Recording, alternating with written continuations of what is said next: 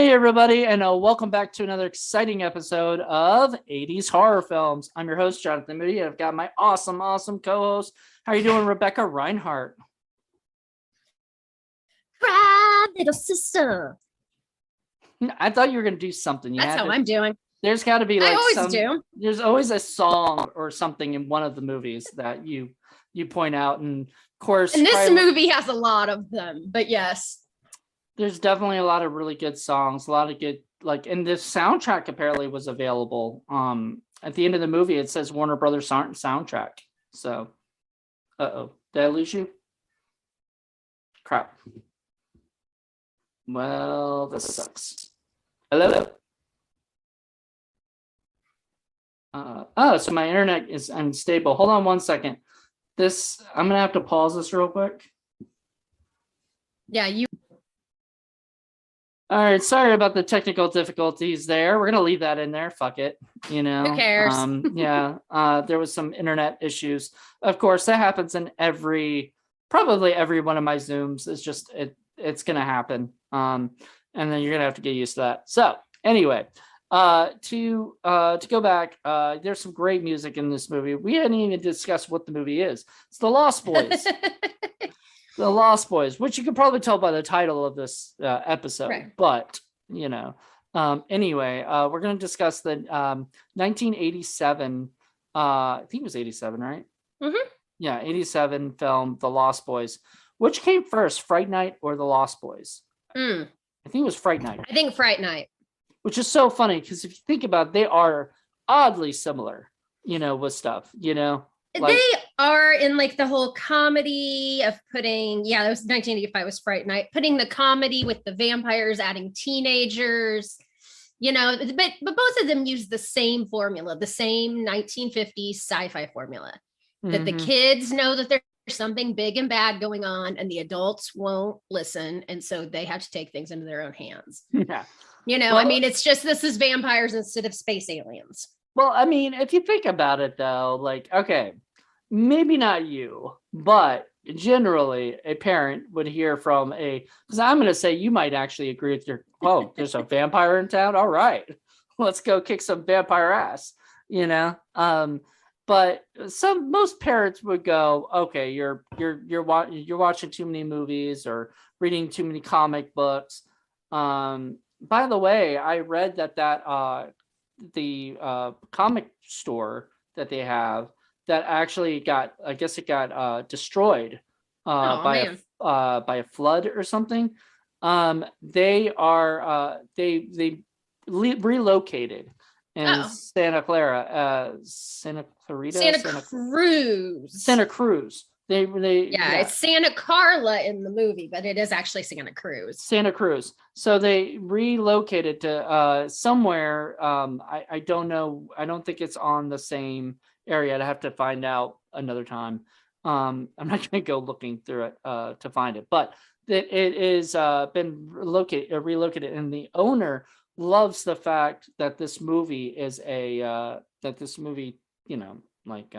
was a big part of this. So they still have the the number one comic for vampires everywhere. I think it was. So they've got that. You can, and it's all signed by all the actors, and you can get a picture with it. Well, that's cool. You can't buy it. He's never going to probably sell it because it's part of the store. But I mean, I don't think that comic actually existed. Just it only existed for right. It was like a prop, which sucks because it could have been an awesome comic. That sounded really cool. Both of those comics sounded cool. I would buy those comics. Now. Anywho, let's go back to I guess, when was the first time you saw this movie? So this is a movie that I feel like I saw fairly soon after it came out. Now, I didn't see it in the theater. I was still pretty young. And it was, we had like a one screen theater. I saw like 5 movies my entire childhood in a theater. But it is one that would be on like Cinemax or HBO. And I think where I first saw it was probably had like a free weekend because we never paid for the movie channels. No, neither did I. We Yeah, always so waited for the free, thing. or I was at a friend's house, one or the other. And this is how it goes with so many of these movies. And then from then on, anytime it would be like on one of those channels, but fuzzy, and I could kind of get it to come in, I would watch it. So it was that kind of movie. Yeah, we didn't even pay for Disney. That was, oh, we didn't. Yeah, we didn't have. We had like the basic cable, and that was it. So you watched this movie. Did you enjoy it the first time you saw it? Yes. So I've always loved this movie. I always thought it was cool. I thought the vampires were cool. I thought everything was cool about it. I wanted to be Star. I thought she was so awesome. Actually, rewatching it, she's dumb. kind of boring too. She's kind of clueless. She just like the director's like, hey, can you just pretend like you're high? Yeah, okay. She's always high. I love Jamie Kurtz though. I love her. I do she's too. Great in everything I've seen, but she is so funny. Like when she's like, my name is Star, and she's like talking to him, and then he's like, my name is Michael. She's like, I like Michael. Michael. So some of the things about this movie, like, I mean, it was just this whole like package deal. Like it was just the coolest ass thing in the world. I loved it. I don't really remember the first time I saw it. I do think I'm like 99% certain that this is where I got my vampire education. Oh. I mean, I probably knew like the stake through the heart, but like I didn't know like the garlic thing. You didn't know garlic? I did not know you can't invite them in. I do distinctly remember that because I was actually shocked when Max said that. I didn't know that. I just, it's just one of those like things I just it just clicks. I just remember. Mm-hmm. But yeah, I think this was probably it. Like I've never been a fan of Fright Night. I find it kind of silly and stupid. This was probably my first real vampire movie. I never really watched like the old vampire movies too much. So this was it. And it was like at the time, like, I was watching it like at the time that it was a big deal, and, Good Times would be on MTV, and all that. So it was definitely imprinted on me. So I discovered it on there's a show on TBS. I don't know if you remember this show called Dinner and a Movie. Yeah. Where they would they would make a dinner, and then they show you how to make a dinner. It was like a cooking show / movie, Yeah, it was like a guy and a girl, and they would like in the breaks they would talk about the movie, and they would show you how to make some kind of meal. Right. It's like the coolest way to do like Elvira, without being it was like very creative.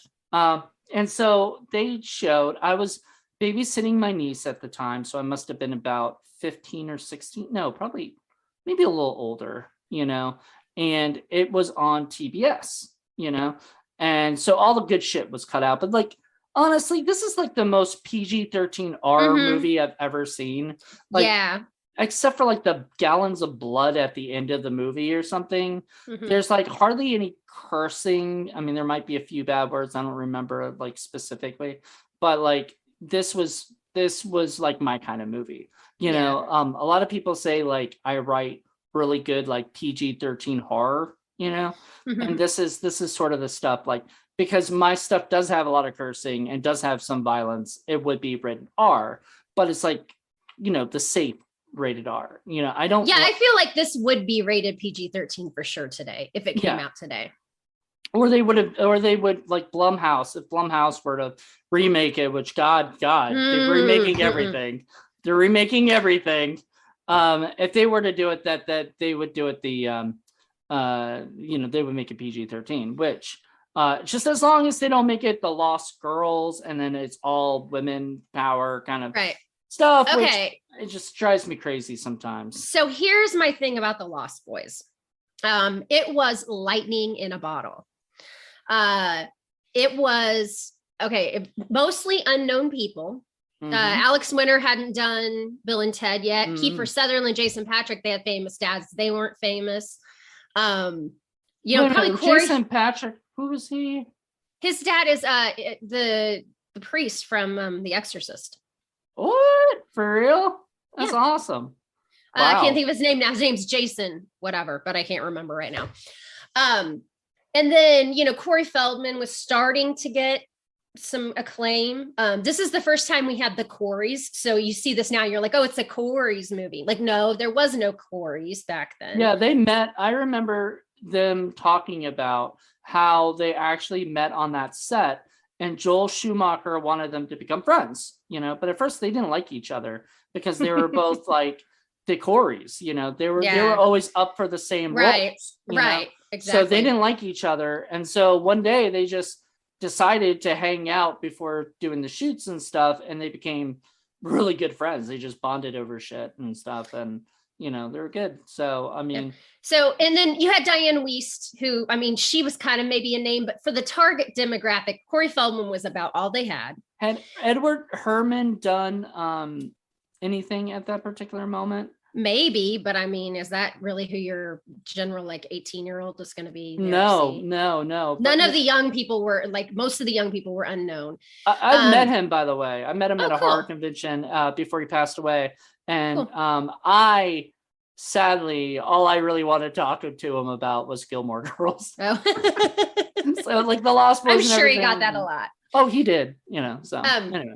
If you look at the soundtrack, and I had this epiphany like a couple of weeks ago. If you look at this soundtrack, okay, what do you have? You've got Jimmy Barnes with In Excess. Basically, you just have Michael Hutchence chiming in every once in a while. You have Echo and the Bunnymen. If you weren't into new wave music, you didn't know who they were. I didn't even know they did the People Are Strange. People Are Strange. It almost sounded like the Doors to me. I don't know. Then you had this Doors reference. Nobody knew who the Doors were at that point in time. They were really washed up. This kind of brought the Doors back. But then you had these wash up. You had Lou Gramm from Foreigner, and you had Roger Daltrey from The Who doing songs. This soundtrack on paper blows, and then Cry Little Sisters from some weird dude, some Gerard something that I've never heard of before. I met him too. And we got a sax man, Tim Capello, that every horror person knows, but he's not really known for his music. And so it has this kick-ass soundtrack that doesn't really have any big popping names. It didn't have anybody that was really popular at the time. Mm-hmm. So, unknown actors, very simplistic story. Like I said, the story, I mean, I love the writing and everything, but the story itself is just very simple. Two kids, their mom's going through a divorce. They, it's a fish out of water story. They end up in this strange town. Everything is weird to them. And then it come to find out everything really is weird and nobody believes them. Like I said, it's The Blob. It's, every 50 sci-fi movie ever. But they just had it all. They had it just was right at the right time with the right chemistry and the right music and, and the right probably marketing and the right writing and everything. And it's one of those things, if you look at it objectively, the acting is actually pretty bad. We were just talking about Jamie Gertz. I'll talk about that in a little bit, but this is something that people want to try to recreate, and they've tried before. I think there was that one sequel type thing, and they've talked about TV series a billion times. There's two sequels actually. So there was The Tribe and The Thirst. Yeah. So the thing is, though, you can't remake this. You can't redo it because you're just going to make a shell of what this is, because this was a product of its time. This was cemented in pop culture. And so, it is just its own thing. It's a great movie that doesn't need to be remade. It still holds up today, I think. I don't know. Maybe, absolutely. I haven't watched it with a 16-year-old lately, but I would think most kids would think it was pretty badass as well. Well, it's not slow, there's no real dull moments in the movie. There's always something going on. From the beginning of the movie where they come to the town to all the way to the end where they destroy the vampires, and everything. It's just something going on. And I love that, Now, I don't know if you're like me, and I'm gonna guess that you are. When I was younger, I used to identify with Michael and Sam, and now I watch it and I identify with the mom and the grandpa a little more. I don't know. I don't think I ever identified with. No, I identify with the Frog Brothers. Oh, who I identified with, because for me, and I still do. Because those guys are just horror loving, comic book reading. I don't know, want to be like, if I got a chance to like do a Lost Boys, movie or whatever, it would not be Lost Boys. It would be the Frog Brothers. Yeah. And it would be more about them not just, facing vampires, but realizing like other monsters are out there. Right. And that could have been that. And at the time, that could have been a very viable like spinoff. I think, Yeah. They're definitely the standouts, but. Yeah, sadly, Corey Feldman, and I haven't even seen Jameson Newlander do much lately, or anything. So, well, and they're like our age, so they're actually, well, yeah, they're more your age, I guess. You're a little older, so Thanks, John. Just saying, just throwing that out there. But I grew up on. I absolutely love Corey Feldman. I grew up on. Before I watched this, I was a huge fan of License to Drive, and the two Coreys were just a big part of my. I remember I rented Blown Away. Have you ever seen that movie? It stars Corey Haim, Corey Feldman, and fucking Nicole Eggert, and she gets naked in that movie, and it's like the craziest like. It's like the two Coreys and Charles in Charge in one movie. Like, how can I? And she's naked. Like, oh my God, should I be watching this? Like, oh my goodness. But it was awesome. Like, it was such a, those guys had a big part. And then unfortunately, Corey Haim passed away.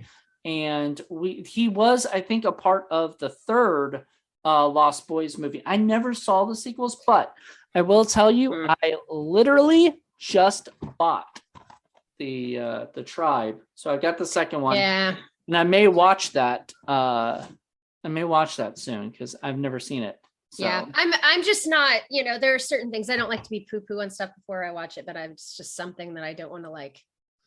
I don't want to ruin my fond memories. But it won't ruin anything because it's it will, because thing. I'll just be going, why did they do this? Why? Because again, the story is so simplistic that anybody could take that story and make it anything. And just call it whatever you want, but they want the name because it's easier to market a movie that already has a name. And they brought back Corey Feldman and Jameson Newlander in the second one. So, it did have a tie-in.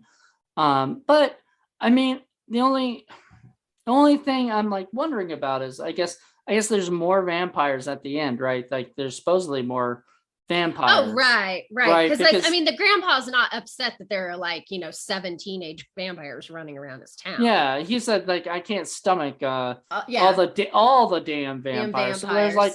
So, that sets up like there could have been a sequel back then, or whatever. Right. I guess this movie didn't do well enough that Warner Brothers, felt like it needed a sequel, which kind of sucks because out of all like Warner Brothers properties, this could have been something that really, had taken off. But then again, I guess everybody kind of went on their own way, and and they killed off, like everybody but just like the core, like the family and stuff. And like would it really be as cool? Like what are they gonna do? Like what are Sam and Michael gonna become, like the Frog Brothers or whatever? There are ways they could have done it, but I think it's good. I think it's good to make it just a standalone. Well, the beauty of the vampire like lore and the vampire stories is you said you didn't really watch many vampire movies probably till much later in life, but one of the greatest things about like Dracula is how many times has Dracula just been resurrected?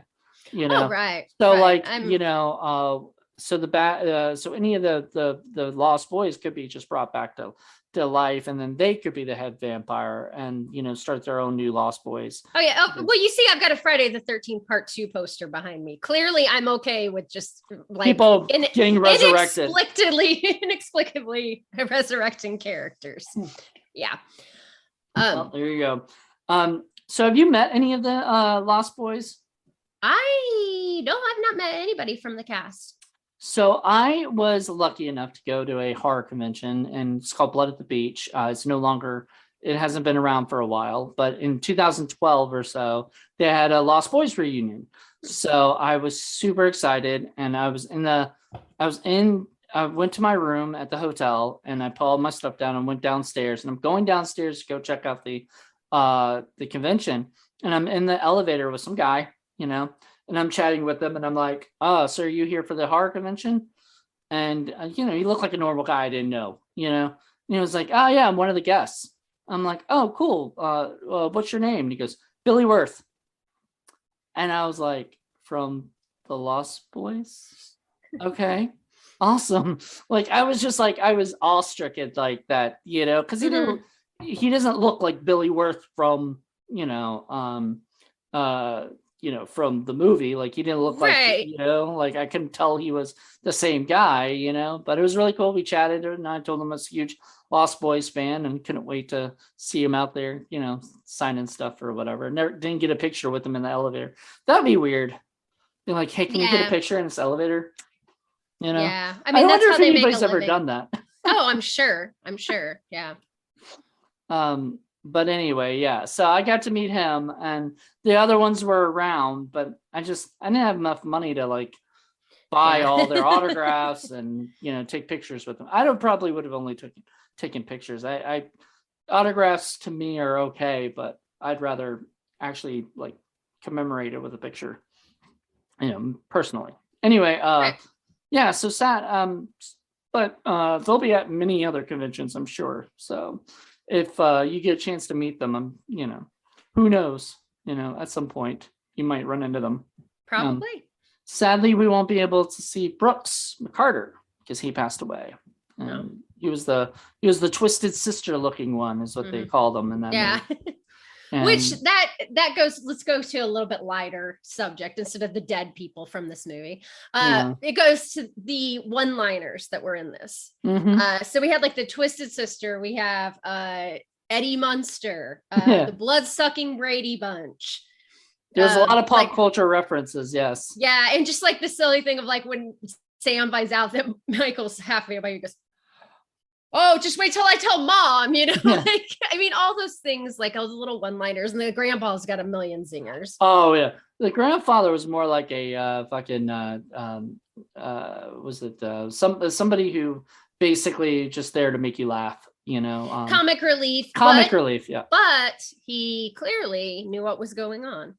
You could tell, like, after watching this movie, I had not seen it in a while. I was looking at him a little bit more, and I was watching him, and he was watching everything going on. He knew there was something going on, especially I think he knew when he said, "Oh, the widow Johnson called," and he was like, we had a date, right? Yeah. Like, he knew that he was being sent outside.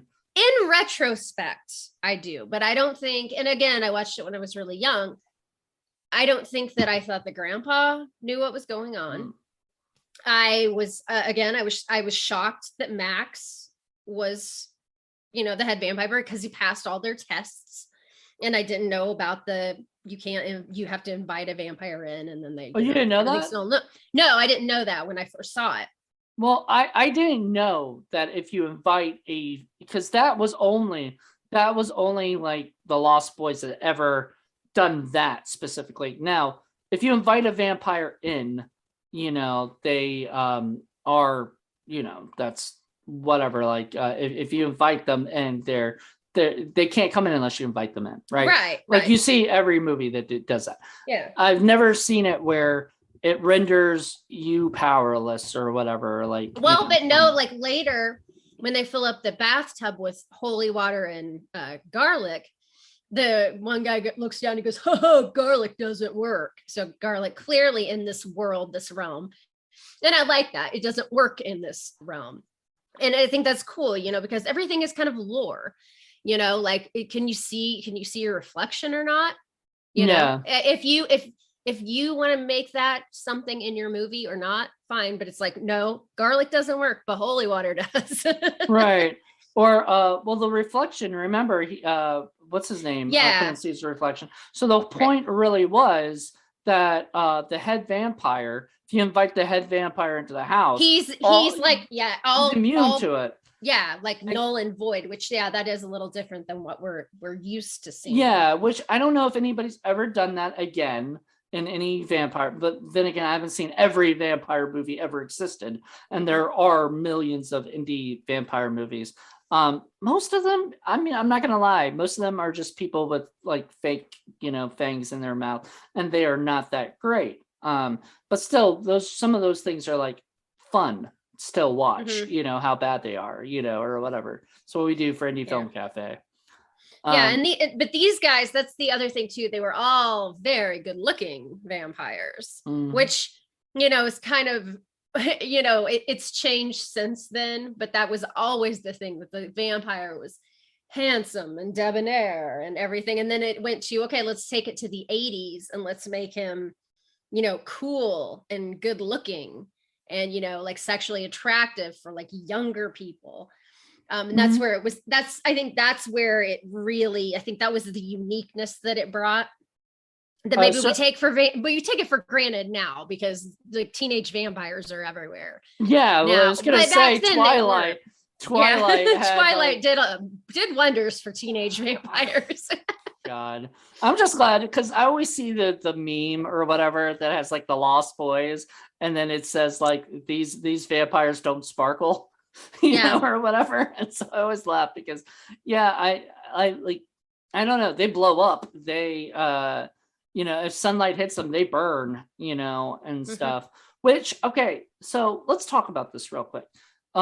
So I guess you have to kill somebody, have your first kill before you can like completely turn. Is that the so that's their thing. Like a lot of times it's, you have to be bitten by the vampire and then you have to suck the vampire's blood, right? That's kind of the traditional thing. But on this one, you get bitten by the vampire and you start turning, but you don't turn all the way until you have your first kill, which actually makes a lot more sense. Right. I mean, like until you give into it. It's so funny. I love the fact that she tells him, Michael, Star tells Michael, Star says, don't drink it. It's blood. And he goes, blood. Yeah, right. And he drinks it. And then, no, I understand. But then later he yells at her about it. He's like, it was, it really was blood, wasn't it? And I'm like, well, I mean, okay, somebody tells you that a red thing that you're about to drink is blood. And you're like, yeah, right. I do. That. I have issue with that too. And I get it because it's like he's been told the noodles were worms. And then he looks down and that's what it looks like. Maggots. Okay. The rice is maggots. Okay. So she says, yeah, the wine is blood. Okay. But when you take a swig of this salty, thick, gelatinous like fluid, like, then you got to be like, whoa. I mean, maybe it's just he's never drank before. Maybe that's what he thinks alcohol tastes like. I don't know. But like when you take a little sip of it, be like, oh shit, that really is blood. It smells like iron. Okay, it's blood. True. And he gulps that shit down too. Oh, like, yeah. He's into that shit. So but I don't know, like, does vampire, because it's Michael's blood is what they say, right? Not Michael's blood. It's David's blood. Yeah, so it's vampiric blood, but that didn't really like. Maybe it tastes different. I don't know. Maybe it tastes more like wine. Maybe they have some additives and things that they put in, like some Snoopy snow cone mix to make it taste a little sweeter or something. They could have done a Dracula joke. Where they say, here's some wine, Michael. And Michael goes, I never drink wine. And speaking of, what's his name again? I mean, if you don't know what his name is within the first 10 minutes of this movie, then you're not listening, because his name is Michael. I read that they say the name Michael 171 times, I believe. But his name is said so much. And my thing with Michael, again, I was talking about the bad acting and stuff. I mean, it's just, they acted the way they needed to, but like, Michael just talks out of his nose the whole movie. Sammy! It's like true. He's just all like nasal. Like you have to wonder if he had like allergy issues during filming or something. I don't know. He's an interesting guy because I saw him on Entourage. You ever seen Entourage? I mean, I'm familiar with the show, but I never watched it. No. Okay, so in Entourage, there's a movie where there's like a set that Vince is on, and Vince is working with Jason Patrick, and it's him as himself, and he is just it's just a goofy version of himself, or whatever. And I love seeing that because I'm like, oh, there's Michael, Okay. like. Well, since I had a minute to look, okay, Jason Patrick's dad's name is Jason Miller. He was the priest in The Exorcist. Okay. And he did a lot of other stuff too. He did a lot of theater and everything. But another interesting thing is his half brother is, and I'm getting ready to look up the name because I'm going to get it wrong, is Joshua Miller, who is the writer of The Final Girls, a movie that we've talked about before. And he wrote that, and this, next time you watch this, think about this, if it didn't already pull at your heartstrings. He wrote that as a way to cope with his dad's death, of like the way that he could still see his dad and feel his dad on screen, but he couldn't really be with him. We're actually doing that for horror film lovers later this week. I read that piece of trivia right before the last time I watched it, and I mean, I already lose it during that movie anyway. And then I was just like, oh my god, like especially at the end, but just anyway, there you go. There's your fun facts for the day. Well, there you go. Sort of morbid, I guess, but in a nice, sweet way. Yeah. If you haven't seen The Final Girls, people, it's a great movie. If you love slashers, yes, it doesn't have a ton of blood or whatever. It is a love letter to slashers, but it is also a love letter to his father. So nice. Mm-hmm. It was let's see what else. So we've talked about sort of the goofy characters. I love the dogs. Both dogs are my favorite. I mean, I love Nanook and I love Thorn. I like, look, Thorn awesome. Is a protector. Both of them are protectors. Mm-hmm. But fucking Nanook, man. I mean, Nanook kicks ass. Yeah. Now, I do have a problem here. Okay. So yes, Nanook had problems with, Michael and Laddie and Star because they were like half breeds or whatever. So yeah, they had to put him outside when they were like, getting the house ready for the big final showdown. I get that. But you don't tie your dog up right at the front porch. Why did Sammy tie him up all the way down at like the road? And then once he's going to get him, it's like, just take the collar off the dog. Like, I mean, I still stress about that, is you can like hear them coming, and he's trying to get the dog collar off. You know why they did that?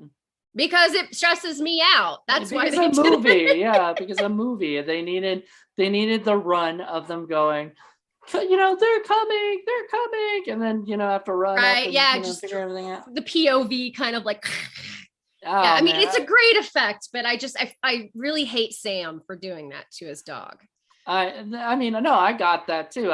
It was stressing me out because I've seen the movie a million times, and I know, and it still stresses me out. Like he's not gonna make it.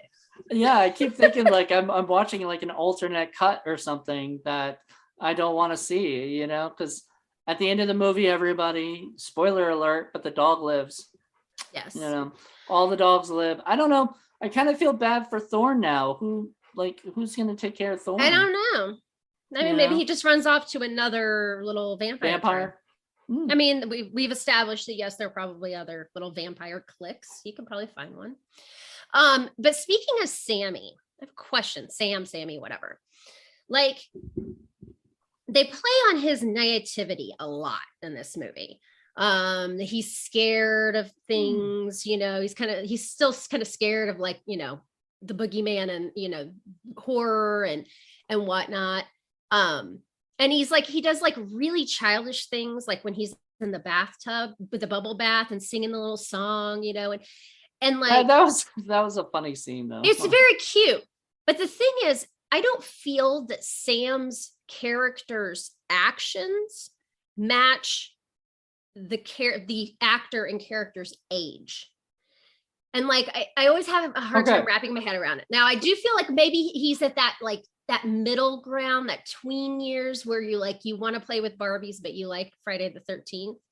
but it's just weird. I feel like he acts like a little kid a lot. So What do you think? you do realize, like, originally this movie was Richard Donner was going to direct it, right?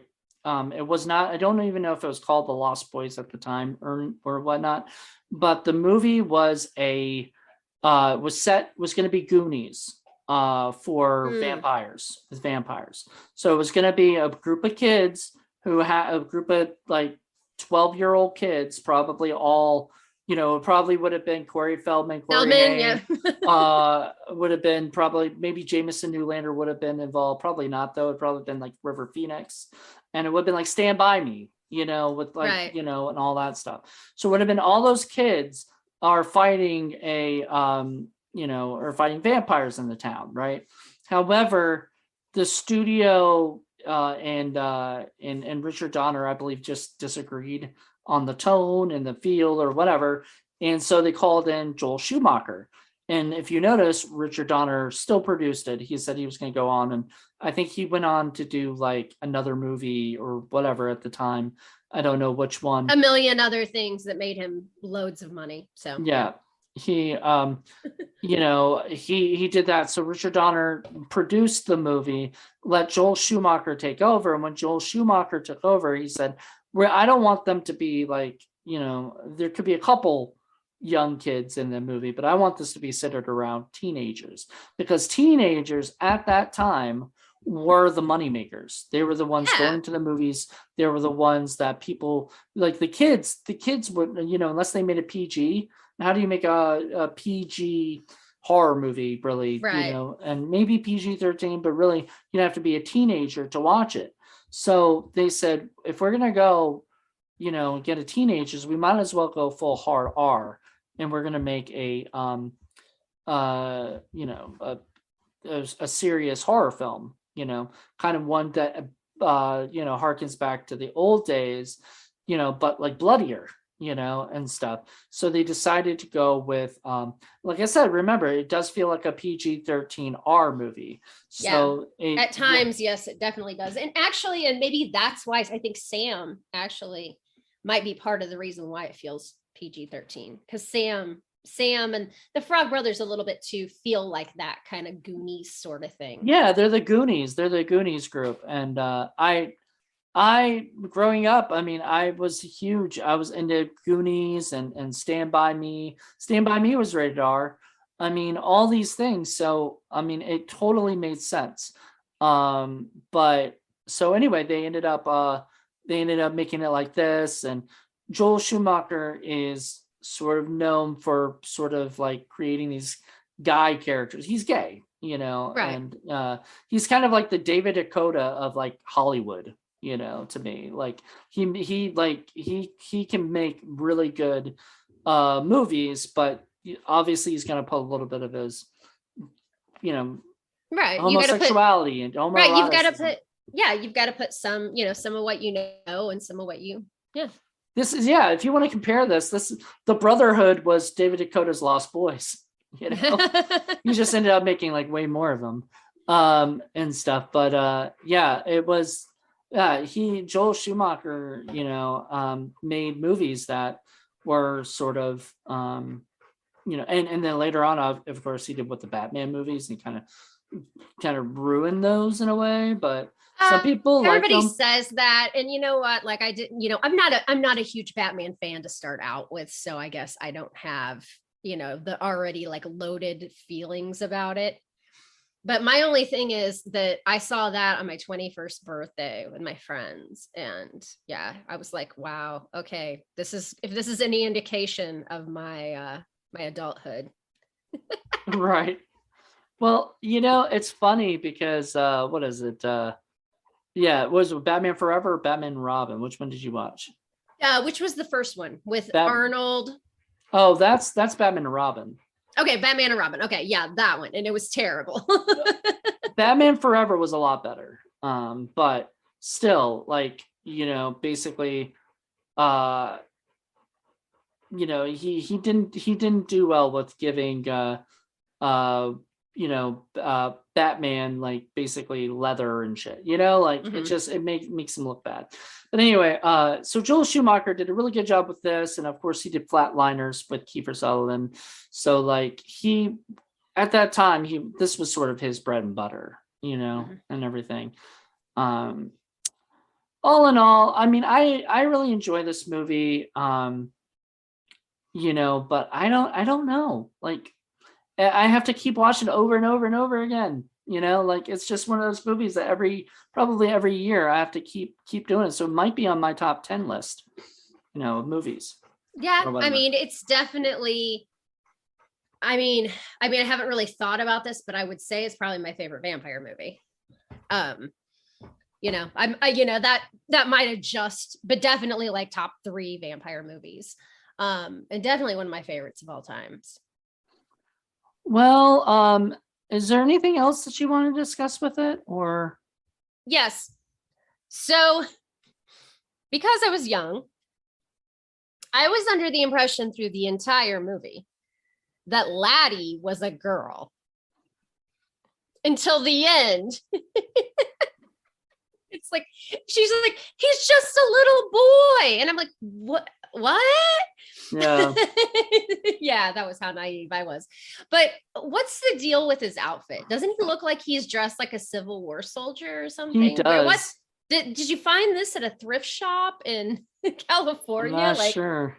It was some weird shit, it was, yeah. Yeah, the costumes were cool, but yeah, it was definitely weird. All right. Yeah. I don't know. There's just all the costumes were weird. It was like supposed to be hip, I guess, about that time or something. I don't know. It was its own thing. Like, Star dresses a lot like a, kind of a gypsy hippie kind of character. Gypsy hippie. All right. Yeah. And like, that wasn't really a thing. I think probably David probably dresses the most of like, kind of leather and stuff, that it's just kind of what you would think.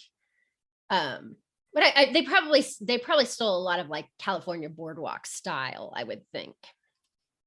But I don't know.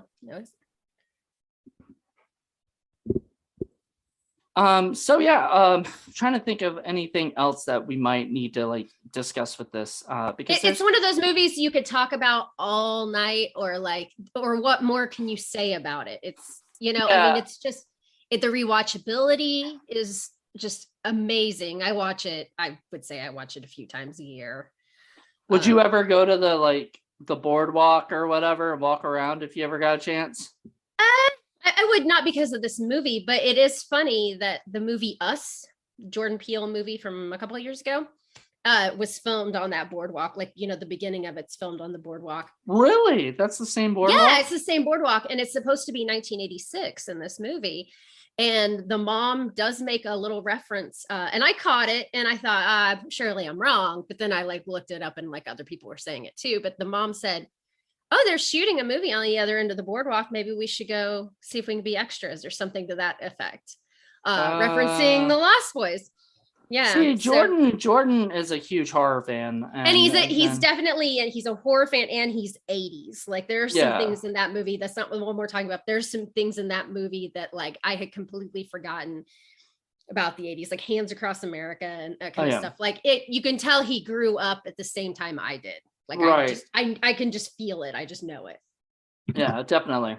I like I said, the rewatchability factor, not many movies can pass that, especially these days. Like, there's so many movies I don't want to rewatch. Like, I'm like, okay, I've seen that. That's cool. Right.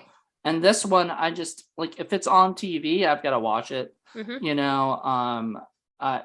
have that, and I have that fondness and that memory of watching it at my sister's house when she used to live in my old grandma's house, so I would go there, sit on the couch, and and I was watching TV, and I was just thumbing through, and I was like, oh, Lost Boys, dinner and I love dinner in a movie. Like, I love watching, even though I don't like to cook, it still was a fun way to watch a movie. You felt like you were watching it with somebody, right? It was in a very fun and interactive way. Yeah, and I had a huge crush on what was her name? Annabelle or Anna? Oh yeah, Annabelle, and I can't remember. Yeah, something like that. I wouldn't have been able to pull that out of my butt.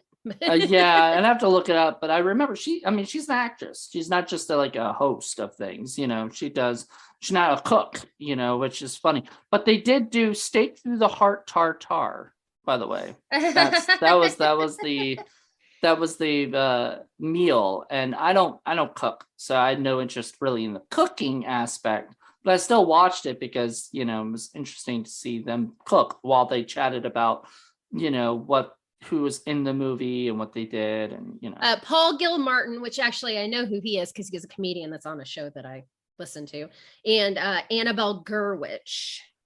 Yes, I knew it was Annabelle, and I knew it was a G. I just couldn't remember what. But she was fantastic, and he was too. Like they had a good chemistry together as as co-hosts and everything. So I would love to meet them one day. But the funny thing is, I don't remember any other. I know I watched it more than that one time, but the Lost Boys is the only one that's like seared in my memory of seared in your memory. Wait, what was that? That's a pun? Well, yeah, because you're talking about cooking. It was seared in your memory. Yeah. I'm not. See, I'm such a bad cooking person. You don't even know. Yeah. I didn't even realize I was making a pun. It happens. Yeah, but no, this movie is great. I love Kiefer Sutherland. I love all the actors. I kind of wish there's more with the Lost Boys themselves. Yeah, but I mean, we don't know anything about any of them, including Star and Laddie. I mean, Laddie, the most we know about Laddie is we see his like missing picture on that milk carton, but I mean, we don't know really anything about them. Yeah, we don't know like how long Max has had them as like part of their pack, I guess, or whatever. Right. And were they resistant? Like the four main guys, were they resistant, or was that like a cool thing? Like they grew up there. That would have been a great, like fun, like prequel idea. You grew up there, you're like a rebel and you want to be young forever. Like maybe you're even seeking out vampires to make you a vampire. It could be taking place like in the 70s or something, or whatever, where or even further if you wanted to, but I would try to do like 70s or 60s, and but that's got to be a weird thing, like Max runs electronics store, right? Video store, yeah. Video store, yeah. It was a video store, I guess, video rental place or something. Yeah, that's what it looked like. It had a lot of neon lights. A lot. I don't remember seeing any tapes specifically, but I'm sure they were there. I felt like it was a video. I more saw like, because he did ask her if she wanted to rent something, and then she was like, I don't need a tape, I need a job. Yeah. And then she's like, yeah, okay, do I look that needy? Yes, you do. But no, but like the easy tapes, prey. Yeah, the tapes. I don't, whatever. But all I could see is VCR stuff. So I always thought it was an electronics place. Maybe it sells electronics and tapes, or whatever. You used to be able to rent VCRs at video stores because not everybody had them. We were those types of people. When you I was rented video. Oh man, I was lucky. Yeah. I had a family that could afford to get a. We had a VHS, and then we had a DVD in like the late 90s, like it was 98. But right, we never again, I am a little older than you are. Right. So you ended up getting this stuff like, when you're it's like middle schoolish when I started getting, like there were people who had it at this point in time. But it was it was very much more like the upper class, at least where I lived. It was like definitely the late 80s before home video was, big. Exactly. In rural Indiana, poor people's houses. Exactly. Well, I mean, but anywho, so I grew up like that, but I had like a DVD later in life, but I did not have a laser disc. So one thing we did not, we My dad just never invested in that when we were, because he had heard they weren't that good, so he just never bothered, and now I sort of regret it because it would have been cool to have some old laser discs to keep. But then again, we have Betamax, and I don't even know where any of those are, so they're all gone. So I guess all that shit would have been gone anyway. But you can buy that shit now for like cheap, like Yeah, $5. some of it, some not. Well, it depends, I guess, on what if you wanted to buy a really like sort of harder to find, out of print. Well, all of them are out of print, but something I mean, hard. I collect CEDs, which was another dead format from RCA. It was various, is like, people just make it akin to the laser disc. But like I can pick up some of them for like a couple bucks, but like, like trying to get Fulci Zombie, like that'll set you back, 80, $100. Yikes. Yeah. It's like any other collector's realm. There's certain holy grails. There's certain things that are still easy to find for those of us who are looking for them, but then there's still those holy grails that are few and far between. And I'm sure Betamax is the same. I know Laserdisc is. I mean, I know a few Laserdisc collectors. Yeah, and some of them are easy to find, and some of them some people just drop their Laserdiscs off at like thrift stores, Yeah, like a Goodwill or whatever, and then some people sell them on eBay for a lot of money, and fortunately with CEDs they have a little bit more longevity. It's like it's essentially a record inside of this caddy. Now Laserdisc is essentially like a big CD, and so over time it actually gets like what they call like disc rot, where it starts peeling and it just becomes unplayable.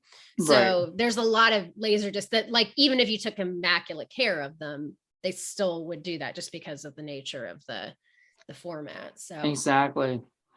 Well, thank you so much for the show. So I'm talking about dead formats here.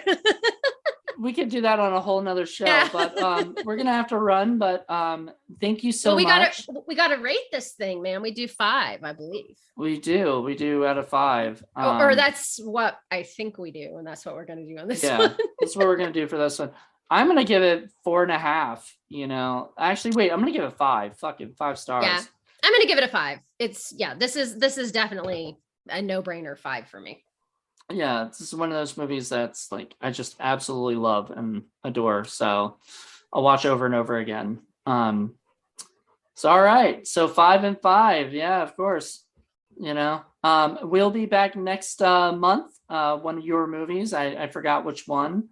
It'll be a surprise. It'll be a surprise for everybody. So tune in then. And everybody, thank you guys all for listening, and have a good one. Bye. Bye.